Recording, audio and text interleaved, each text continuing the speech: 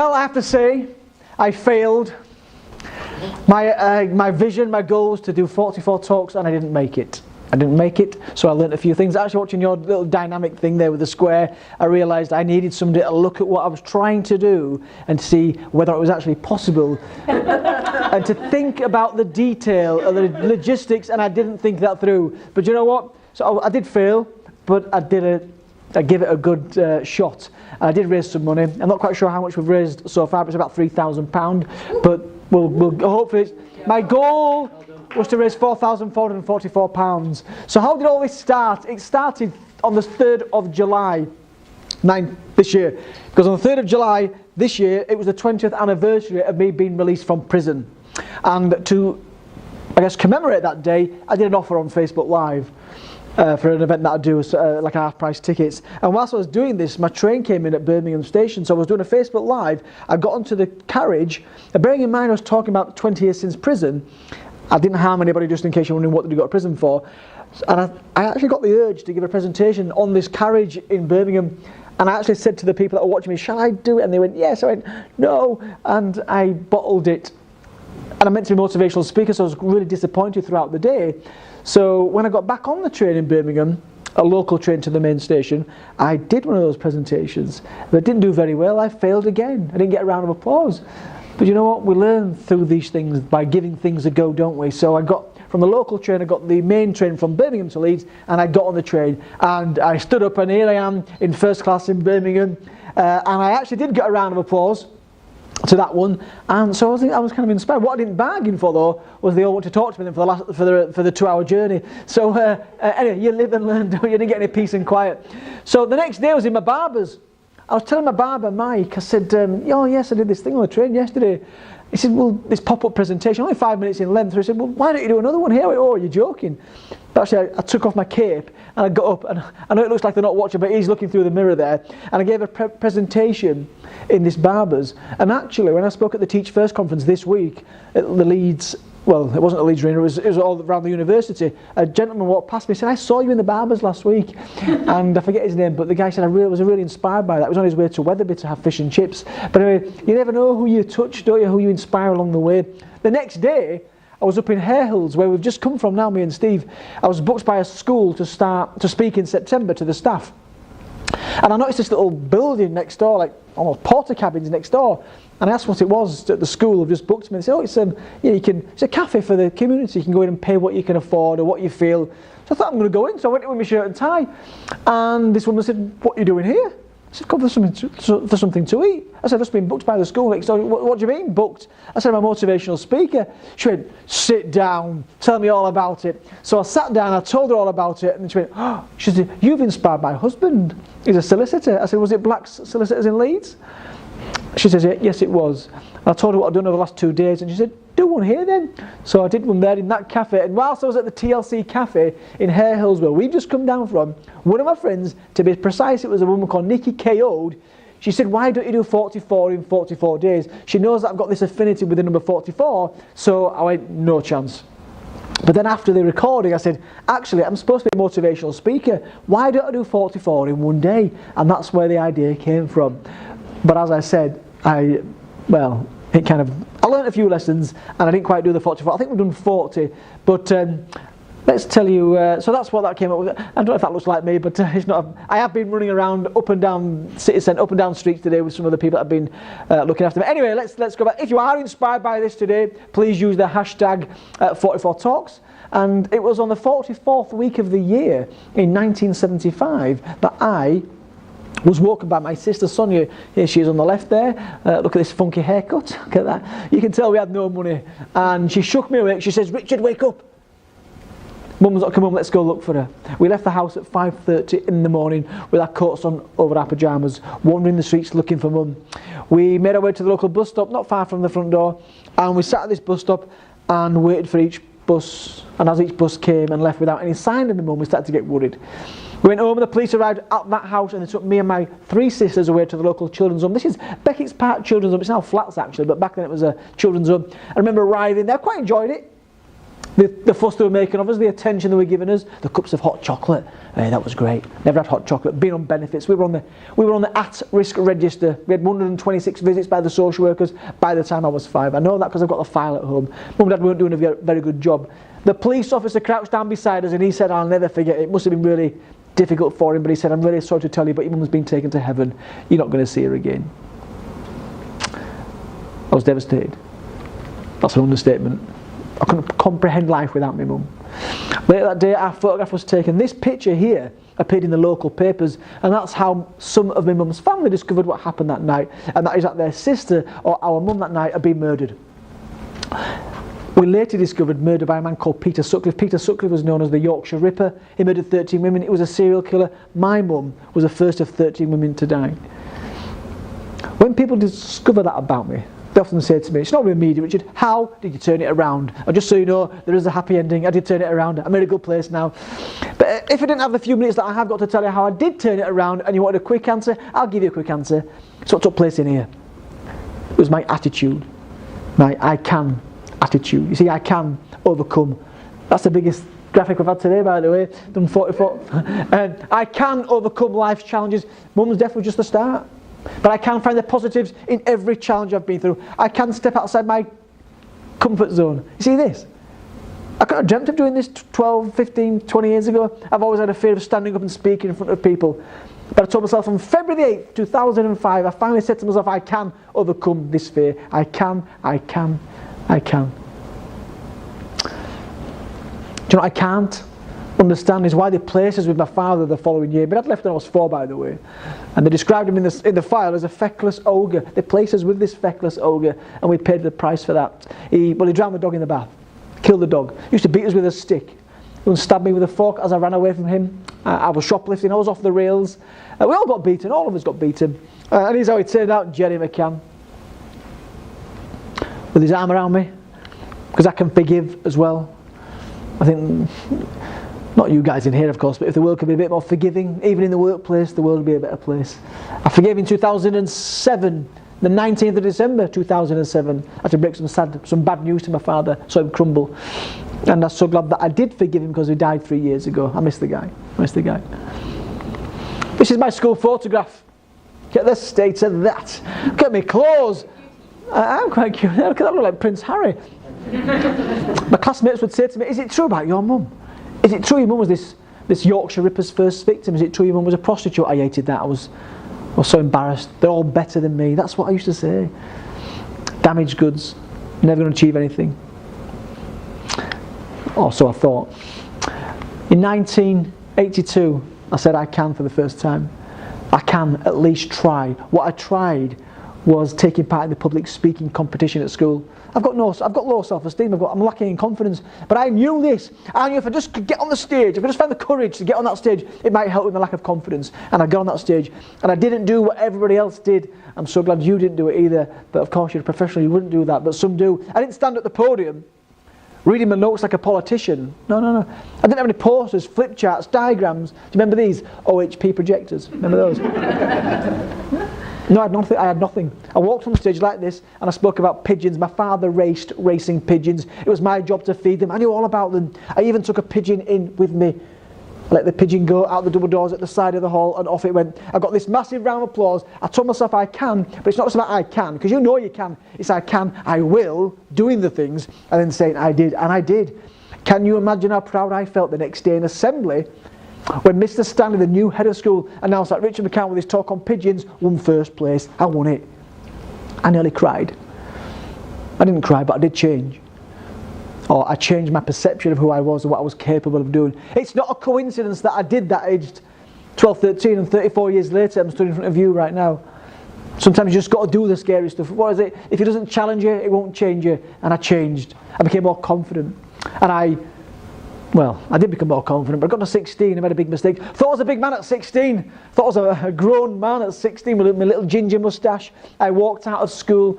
I didn't take my exams. I've got no qualifications. I left home and I moved in with my sister Sonia in that 1-bedroom flat on the right there, and I got my first job. 16 years of age. I'm ironing trousers in a factory not too far from here actually, just near the gyrator, not far away. I'm ironing trousers. I was then washing plates in a hotel. That hotel, it's now called the Hilton Hotel in Leeds. I'm washing plates for a job, that was it. I thought, I've got to do something about it. I took a leap of faith. I went to London actually, I joined the army, this is me, you can tell it's me with the ginger hair there. And there's the old 44, it gets a mention everywhere, doesn't it? The 44, Mum died on the 44th week of the year. What I didn't say to you, it's a bit deep this, Mum's killer lived the night he killed my mum at 44 Tanton Crescent. That 44 follows me around. Today I did my 2222nd presentation. I think this is about 2230th now, I'll have to count at the end. 2222, 22 is a 4, 22 is a 4. It follows me around everywhere. I once saw a car in Harrogate actually, it was 444, MUM.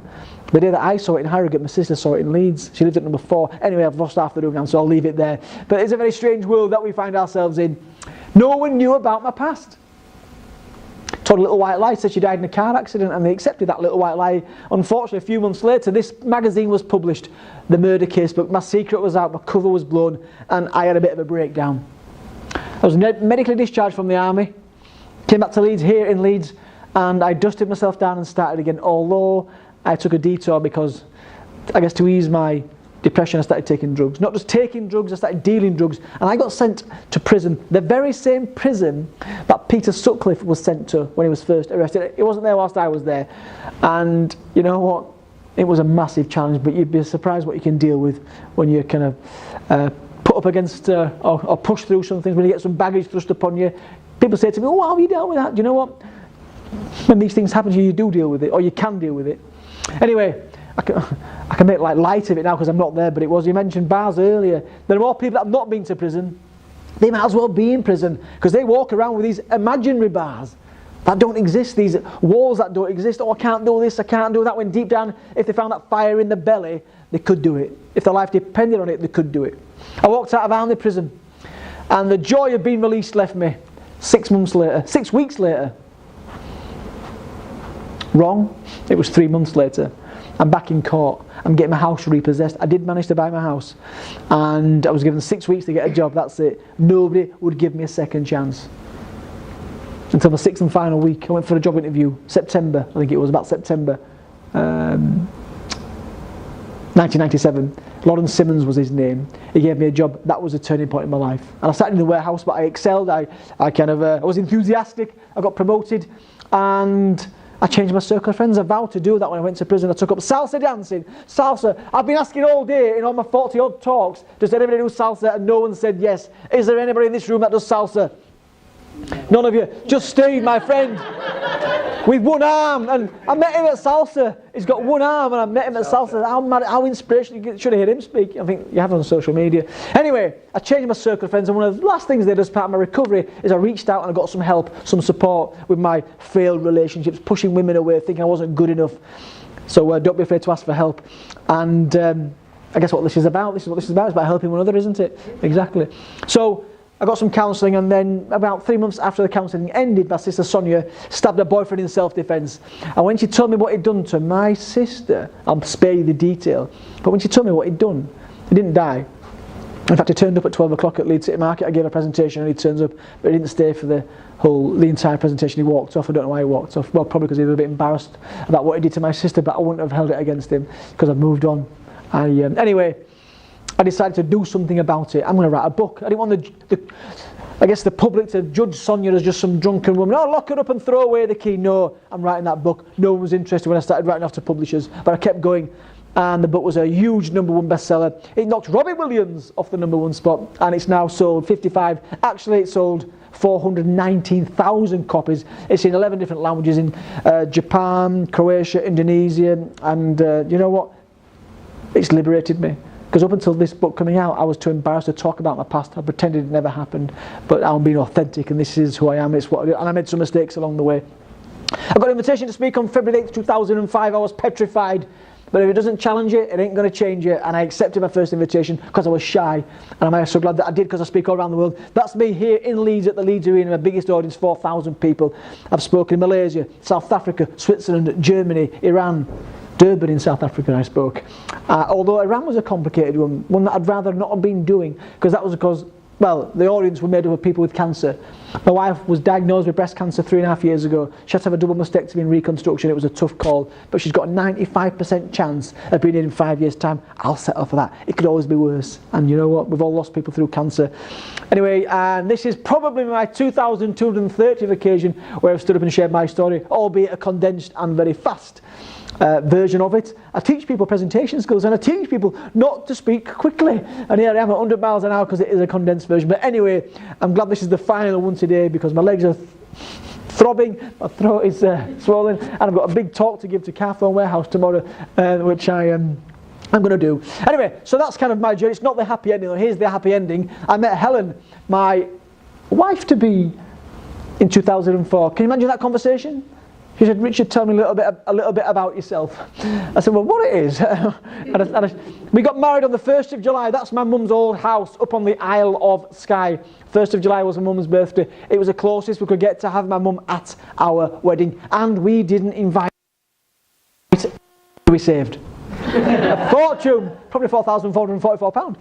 Anyway, that was us. Don't ask me how, but look what happened next. Our 3 wonderful ginger children were born. We've got Isle and Skye, Isle of Skye. His name's Ellis. We were married at a place. We were married at a place called Elishadder. So that's where Ellis and Isle of Skye get their names from. And I'm going to finish with this little treat, which is my son was asked by his teachers, "What do you want to do when you're older?" They'd all been asked. I didn't even know this. It was on the classroom wall. I said, "Son, he wants to be a motivational speaker." You can imagine how disappointed I was. When he told me that the teaching assistant didn't know what to say, I did. I said, "You can do that if you want, son." Can I finish with this? My little boy speaking. I hope it's going to work. It will work. My first presentation was in front of 29 people at school in class. Then was 140, followed by 400, and my latest presentation was in front of 1,500 teachers at the Leeds Arena about 6 weeks ago. And each time I've stepped outside my comfort zone, got bigger and bigger. Great shot. The thoughts of these: never underestimate the potential that lies within each and every one of you. That's you, in fact that's all of you. If I can stand up here, aged 8, in front of 3,000 of you, then I've got a question for you. What can you do? I'm Nidd McCann, motivational speaker, aged 8. Thank you very much. That's my little boy. Check out his website, it's ellismccann.co.uk. You can leave a comment, by the way, ellismccann.co.uk. And I think, if I'm not mistaken, I might be wrong. Oh yeah, there is his website, so it's ellismccann.co.uk. You can't communicate with him as a child, but you can leave a comment, a word of encouragement. He's now writing his own book as well. It's called Yes You Can. It's for kids in primary school, because he can. He's seen his dad do it, so he thinks he can do it. The danger is when you've not seen somebody do it in your family or your kind of community, you can think that you can't do it when you can actually. There it is. Look at his little face there. He designed the cover. My designer sorted it out for him, just tidied it up a little bit, and ordinarily that's where I would end. But can I just end with this? It's only 2 minutes. I've got a 6-year-old daughter now who wants to be a motivational speaker. I do storytelling workshops, and here she is at a storytelling workshop. There's only 40 people, but it's 40 people. She's only 6, remember. I don't think she appreciated how difficult it was going to be. So come to the front there, just on there. Oh. Tell them what it's about. Do you know what? That's not the right video. That is not the right video. Hang on. This is.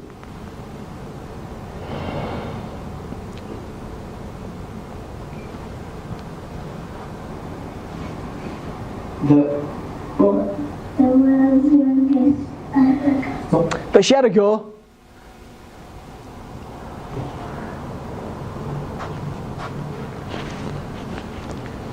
Until recently, the world's youngest motivational speaker is Ellis McCann. He was the world's youngest motivational speaker, but now I am the world's youngest motivational speaker. Yeah, girl power. Look at that hair. If I can stand up here, then you can too. Why I did this is for my stars a week. I feel scared right now. If you feel scared, just do it. Just do it. Just do it. As I'm a kind of motivational speaker, age 6. Thank you very much. Woohoo! There's my little 6-year-old daughter. I'm going to finish that. This is the 30 seconds, then I'm done. That was 40 people. I do a whole day on mindset called I Can Live. Here she is. I won't play the whole thing, but just the last few words so you can see she's done it. It's a bigger room than this, twice the size of this room, maybe even 3. Motivational speaker, age 6. Thank you very much. Look at the size of that room. Brilliant. 6-year-old child. I've got the same jacket on, I just realised. So there you go, that was my, that's my 44 talks. Didn't quite make it, but I don't feel failed actually because I give it my best shot and I will retrieve that, and next time we'll do it 44 talks in 44 hours and I'll spread it out a little bit. So I'm Richard McCann, motivational speaker, age 47. Thank you very much, I'm not sure what that is, thank you. I'm done. And I feel like lying down on my back and getting a photograph because I'm exhausted, but I won't. We're done.